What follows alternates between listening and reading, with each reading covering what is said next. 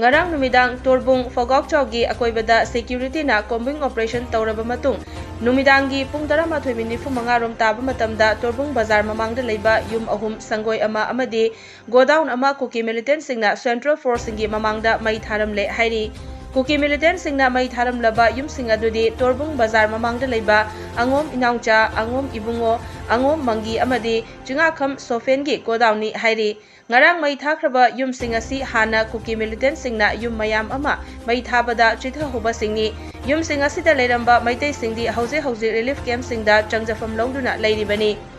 kuki militant singna Central Force leina ngarang numidang yum amagi godown sing mai tharam liba asi yamna pende kuki militant singna maitai gi lamsing loksilaga aikhoibu bharada leibadongna thambibasi yaningde haina Torbung apunba mairapai bilup ki secretary kaithelakpam KG Sanana Fongdokli wafam asi Torbung apunba Mairapai Bilup Lawa Club amadi Fogokchaw Ikhai Mairapai bi singa punna ngasi Fogokchaw Ikhai da pangthokpa paumi singa unaba amada fongdokhibani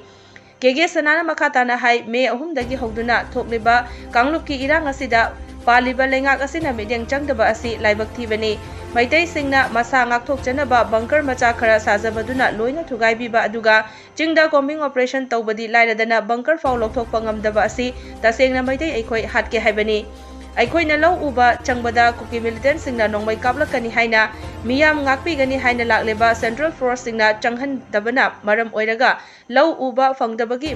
mathang chahida miyam asi kari chagani haibagi mipaiba kayasu poknare lengakna miyam ngaknaba tharakleba Central Force sing asi miyam ngakloidaba oirabadi lokthok pikro aduga State Force sing matik chana district anige tainafam asida thambiyu makhoi amang ata thokraba sing asi semjinduna leijage macha masu sing semjage hairaduna lengakna thubada mideng changbidragadi praja miyam thawai tharabasu thana thengnazarage haiki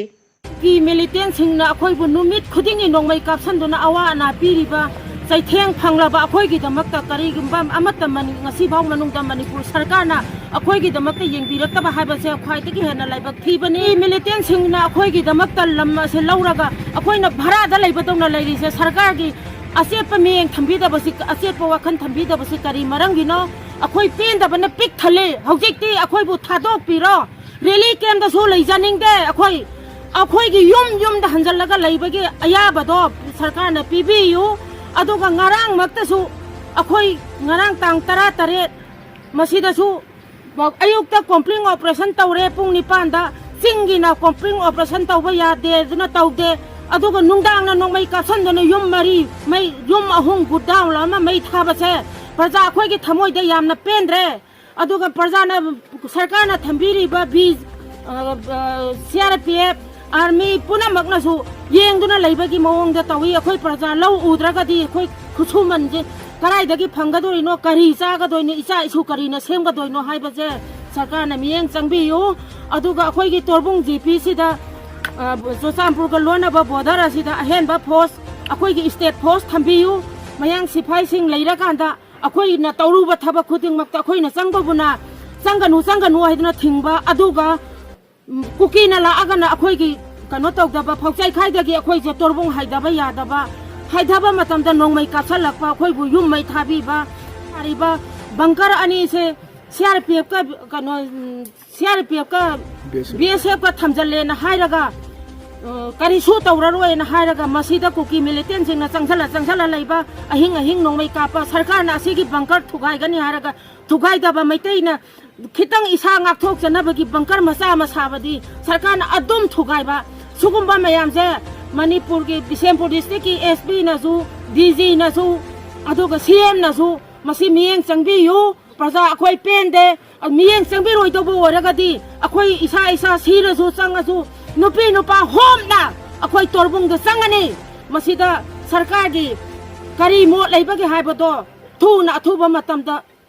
khanghan biyu akhoi praja sira su akhoi ga moi ga mayok na ragani aduga mapalom degi sangak panlal hoba kangbu se sarkar na ngasi baw manung da CM na wan tangang da na tumin na leithoki ba se akhoi pende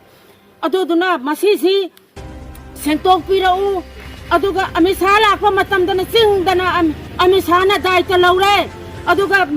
birena sem birena tampaki daita laure haraga ngasi bawda chop chap leirakanda akhoi bo suk yamna wahan base akhoi sibagi pamu ba leitre nupi nupa punamak huptana makhoi ga lantheng na zarage noi gi ahen ba post loi na lokthok pi gro akhoi gi state post thambiyo IRB commando matik chana thambiyo akhoi yum mase saduna leijage sarkar na piba biri kem da leiraga hawai sa ba phi khara yen ba asa pot khara yen ba duna akhoi punchi se len ba yaradro akhoi yamna pen da bose sarkar na su tabi yo aduga akhoi gi Susampur gi SP na singi di complain tawba yaroi haraga thingaga akhoi gi Bisempur district ki SP di sira bro